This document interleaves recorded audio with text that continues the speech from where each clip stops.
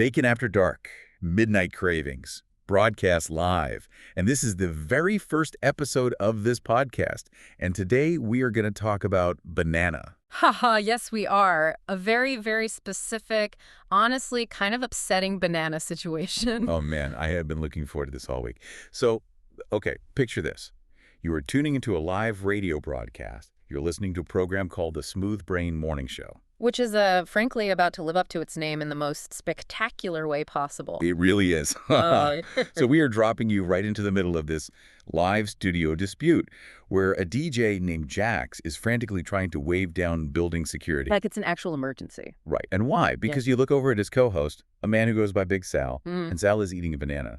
But I mean, he's not just eating it. No, he is not. He is holding this completely unpeeled banana horizontally, like right by the middle.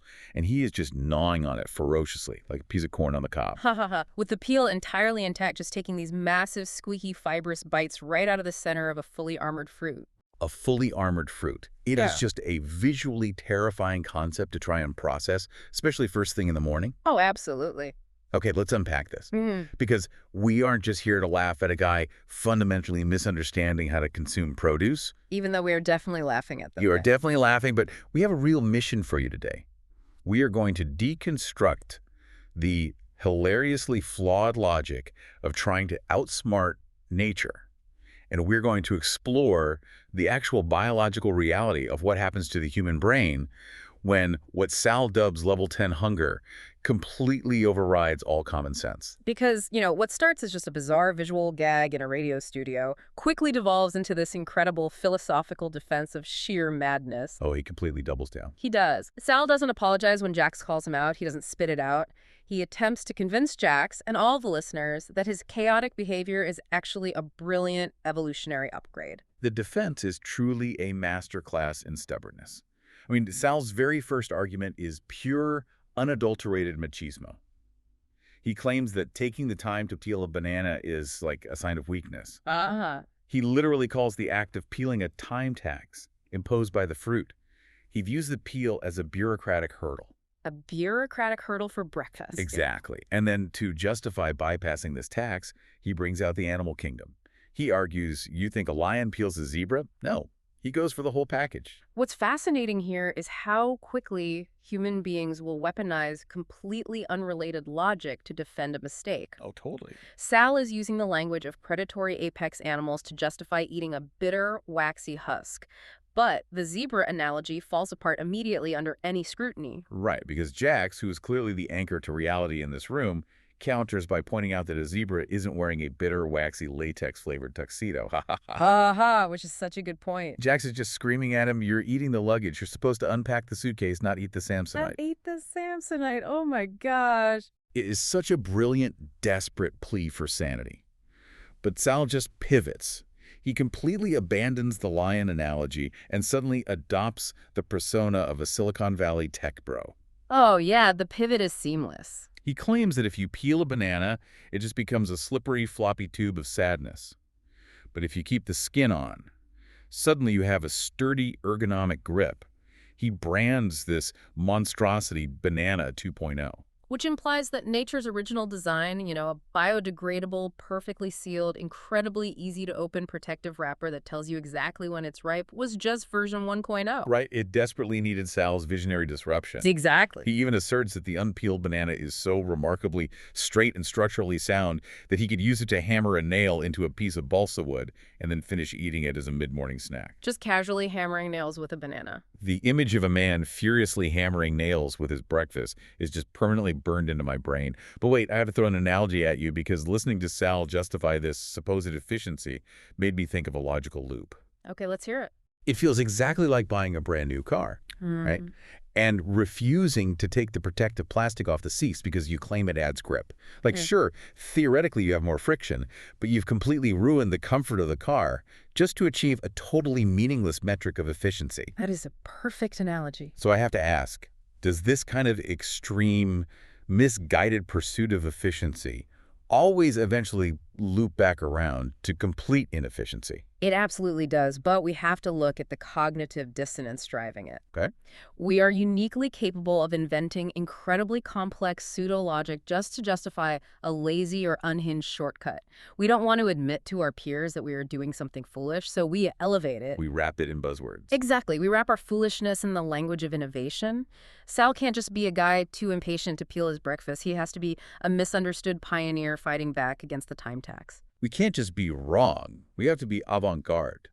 But, okay, if his argument for the physical mechanics, like using a fruit as a hammer, is highly suspect, the natural consequence of biting into that structural integrity creates a massive sensory problem. A huge one. Which brings us to how on earth he justifies the flavor. We have to look at the culinary delusion he constructs here. The flavor profile is where this shifts from a structural debate into a full-blown psychological study of denial. Because a banana peel is packed with tannins, cellulose, and actual latex. Latex. Yeah, it is biologically designed to be unpalatable to deter pests. Exactly. And Jax is staring right at the physical toll this is taking on Sal. Jax points out over the microphone that Sal currently looks like a golden retriever that just caught a giant bee. He has a literal yellow, fibrous tail sticking out of his mouth. Jax tells him his teeth are stained so yellow, it looks like he's been chewing on a school bus. Chewing on a school bus. A very visceral, incredibly accurate description of tannin and latex buildup on human enamel, honestly. But Sal, refusing to break character as our visionary pioneer, he defines his flavor experience for the audience. He openly admits the outside of the peel tastes like a dusty gym floor. Which is not a selling point. No, but the inside obviously tastes like banana. So when you combine them in one bite, you get what he proudly markets as a gym banana fusion. And he has the sheer nerve to call this fusion sophisticated. Rebranding a dusty gym floor as sophisticated is just the ultimate ego defense. Here's where it gets really interesting. I want you, the listener, to physically imagine this for a second.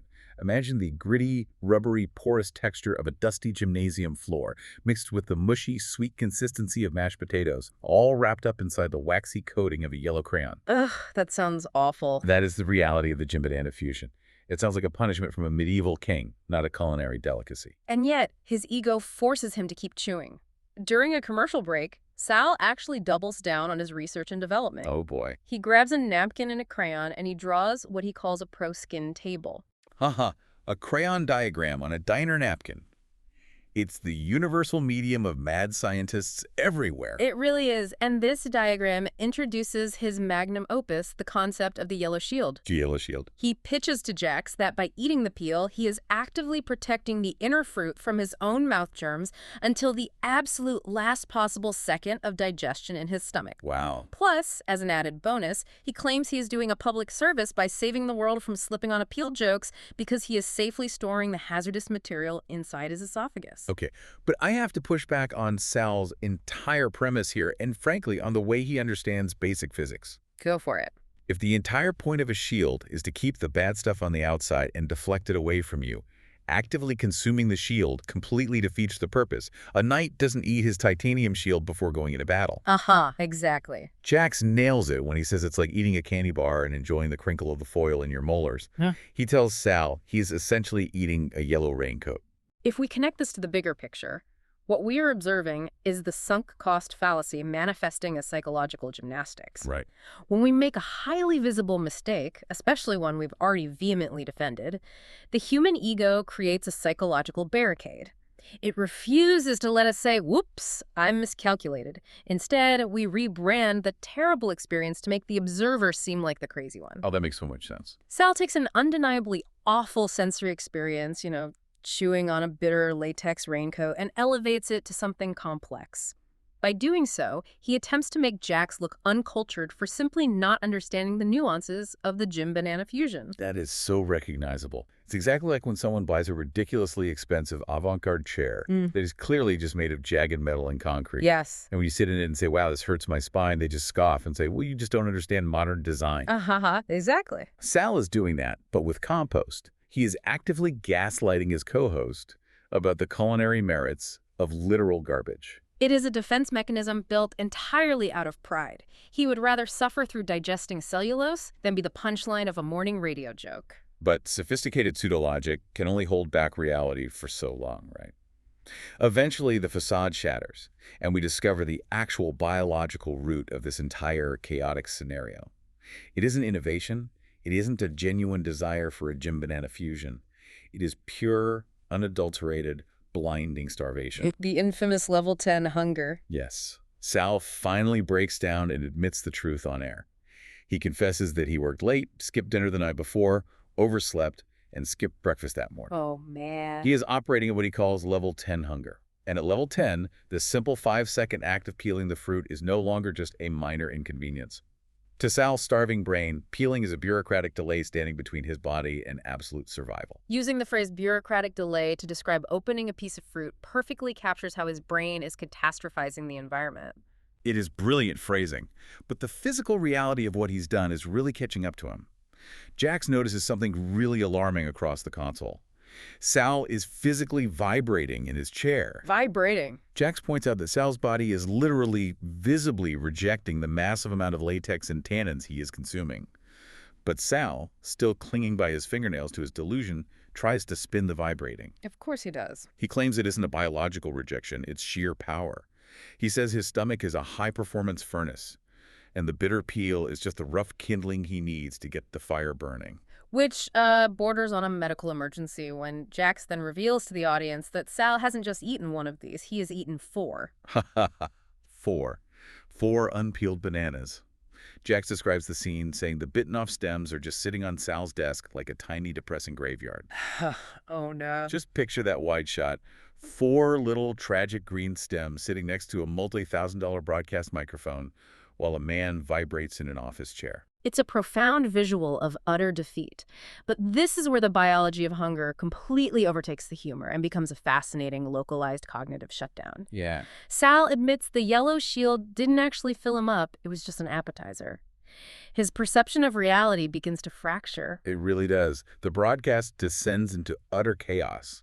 Sal starts dividing the entire physical world of the radio studio into 2 hyper-simple categories, edible and non-edible.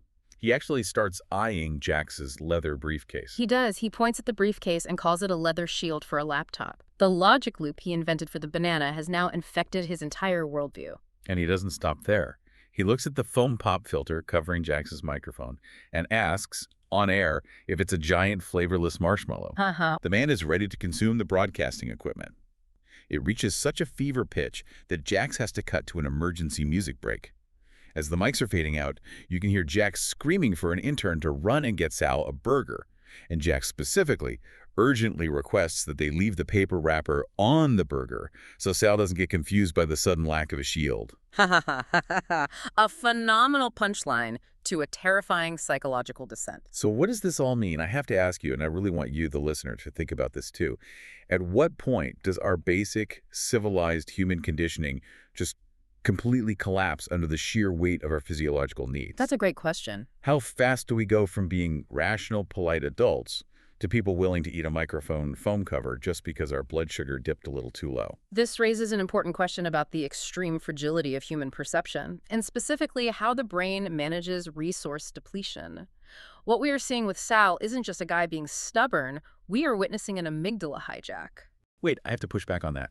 Calling it an amygdala hijack or a survival mechanism feels like giving Sal way too much credit for just being an arrogant jerk who didn't want to admit he was wrong. Isn't he just being purposely obstinate? It absolutely looks like pure arrogance on the surface, but the arrogance is actually the byproduct of the biology. Really? Yeah. When your blood sugar plummets to the extreme degree of level 10 hunger, your prefrontal cortex, the part of the brain responsible for the logic, social grace, and caring about whether something tastes bitter, literally powers down to conserve energy. Wow. The limbic system, specifically the amygdala, takes the wheel. And the limbic system doesn't care about the concept of a Samsonite suitcase. It only cares about securing calories immediately. So Sal's primal brain rewrites his sensory inputs to justify securing those calories. Oh, that is wild. The peel went from being acknowledged as trash to being visualized as a gourmet fruit roll-up, purely because his brain needed to trick his mouth into swallowing it. Wow. So his brain basically chemically silenced the part of his mind that knew this was a terrible idea.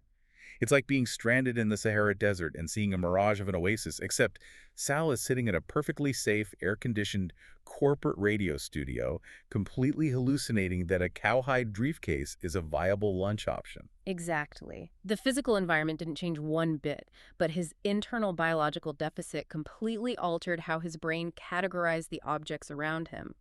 That letter shield comment is the smoking gun. Oh, wow, so. It proves his brain took the desperate survival justification he created for the banana, the idea that the outer protective layer is just part of the meal, and started universally applying it to everything he saw. It's a complete, localized cognitive collapse, brought on entirely by skipping dinner and breakfast. Uh-huh, a complete cognitive collapse brought on by skipping dinner. That really needs to be an official medical diagnosis in the DSM.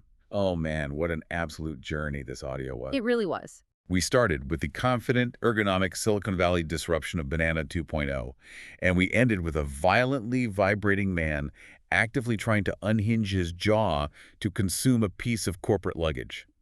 It is just a masterpiece of chaos. It really is a spectacular descent into madness, driven by the absolute refusal to just take 5 seconds and peel a piece of fruit. But as much as we have been laughing at Big Sal today, and I have barely been able to catch my breath, I think there is a profoundly relatable takeaway here for all of us.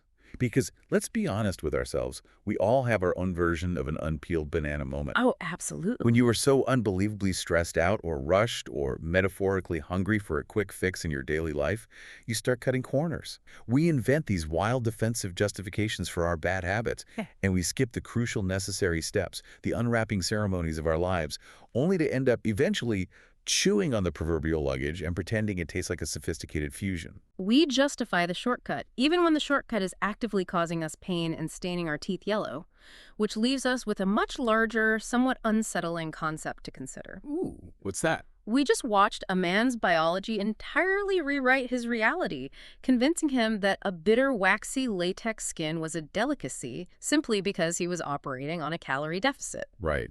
It makes you wonder, if skipping breakfast can manipulate our brains into happily eating a banana peel, what other dusty gym floors in your life are you currently convincing yourself are actually sophisticated fusions? How much of our supposedly rational daily decision-making, who we choose to argue with, the major life changes we make, is actually just our brains secretly reacting to an unrecognized biological deficit, like a bad night's sleep or a skipped meal? Oof. Now that is a truly terrifying thought to leave you with. Are we actually making choices, or are we just reacting to the fact that we didn't eat dinner? What a brilliant, slightly unnerving way to look at it. Oh, thank you so much for joining us on this incredibly fun, absolutely ridiculous, yet surprisingly deep exploration today. I have laughed so hard my sides actually hurt. Keep an eye out for those yellow shields in your own life. Remember to always take the time to unpack the suitcase, and we will catch you on the next deep dive.